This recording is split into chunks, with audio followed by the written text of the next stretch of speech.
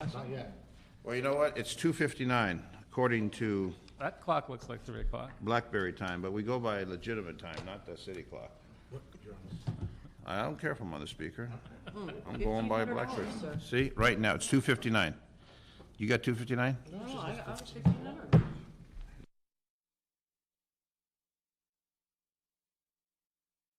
This meeting of the Personnel Committee to order at 3 o'clock.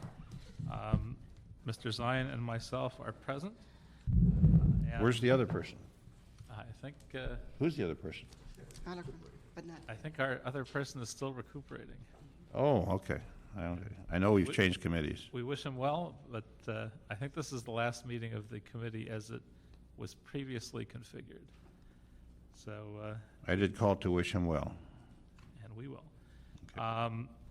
Item number 2 is going to be continued for 2 weeks. And so we will take item number 1. For item 1, the Personnel Department has submitted a report, the Joint Labor Management Benefits Committee regarding the status of the Employee Benefits Trust Fund for fiscal year 2010-11. Good morning. My name is Alex Vasquez with the Personnel Department. This is a report from the Joint Labor Management Committee regarding the Employee Benefits Trust Fund for the fiscal year that ended 10/11. Per the Ad Code, the JLMBC is required to annually report on the status of the trust fund, reporting on all receipts into the trust fund and expenditures and the purpose of the expenditures. So just real briefly as an overview, the trust fund was established in 1997.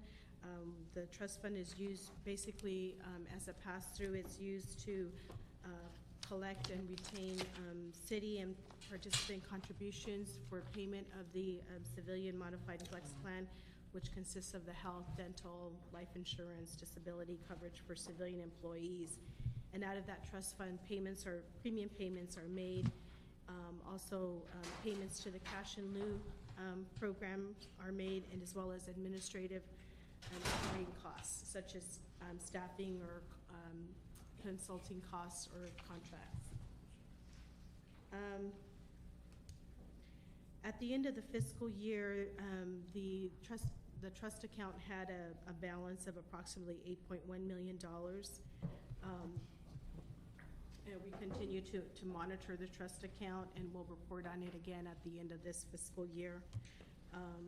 Just by way of information, in terms of the actual this current fiscal year's civilian program expenditures, we're anticipating a deficit at this point of $2.5 million, but we continue to monitor that, and that will change as we progress through the fiscal year with changes in enrollment and changes in employees moving to proprietary departments. If there's any questions, I'd be happy to answer them. So the $2.5 million deficit, does that mean we have budget problems, or is that just the cash flow at this point? How problematic is that? Well, it represents approximately 1% of the entire budget. We originally were budgeted at $215 million, but there were some funds that were transferred out during by council during one of the financial status reports from the CAO. But like I said, we will continue to monitor it. We'll work with the CAO on figuring out the best way to close that gap. And as I said, it's bound to change because of changes in enrollment. If we anticipate there being a problem, we'll make sure to do the adjustments in the next financial status report. Thank you. Mr. Zion, any questions on this one? I just have a question regarding this contracting out issue. What do you say? It says Number 2 is continued for 2 weeks. Number 1. Oh, I'm sorry. I'm the wrong number. Sorry. Yeah, I'd have questions about that too, but it's Okay. not See, we're before on the us. same though. page for that. No, this seems 3.15 million deficit anticipated. And if we have a deficit, does it come out of the savings or does it come out of general fund? Well, that's yet to be determined. In the in prior years, it has, we have used the trust fund surplus to, Balance? to balance, yes. So that's something that is an option, and I think we're gonna look into that. And you do have a substantial balance in the trust fund? Substantial. Yes, it's a sizable balance, but it also goes to pay for the ongoing costs of the program, and the ongoing costs are about close to $900,000 a year. But we're looking at this, so. Okay. Right, which now it's 2.5. I would then recommend, Mr. Chair, approval of the request.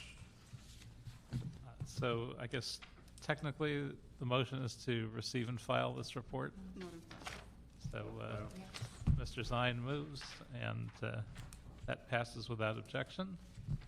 And I don't believe there are any public comments, and that's the agenda. So I believe we are actually adjourned at 3:05.